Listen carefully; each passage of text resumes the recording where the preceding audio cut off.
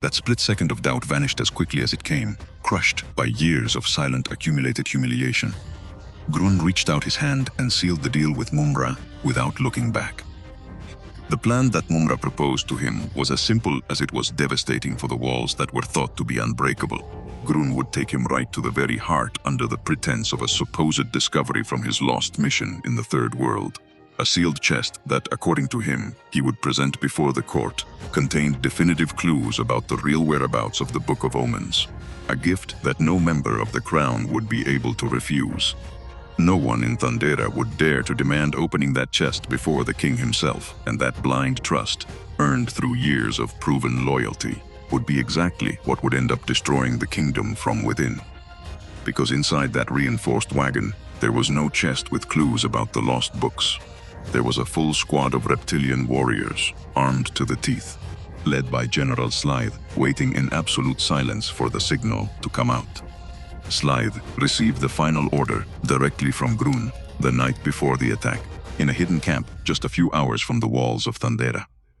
The reptilian general distrusted the loyalty of a Thunderian to his own cause, and he told him bluntly.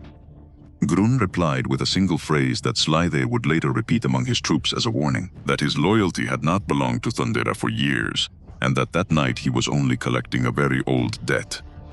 The cart crossed the main gates of Thundera without a single guard demanding a thorough inspection. Grune walked beside it with his head held high, greeting the soldiers who recognized his face among the crowd, smiling at the citizens who came out into the streets to welcome him, like the hero returning with news awaited by the entire kingdom. None of them had the slightest idea was about to break out within their own walls that very night. That night, while the kingdom slept peacefully, the cart was silently opened inside the inner courtyards of the royal palace. The reptilian warriors came out one by one, moving through the shadows with absolute military precision.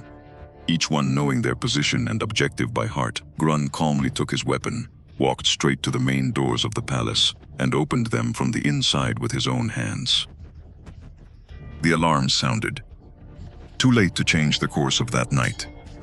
By the time the first royal guards managed to react, the reptilian squad had already spread through the inner hallways of the palace, and the outer doors were wide open, letting in the rest of Slythe's full invading force.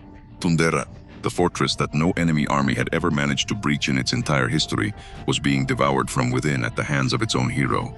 Pantro was among the first to reach the exact center of the attack, and what he found broke his heart before any enemy sword could touch him.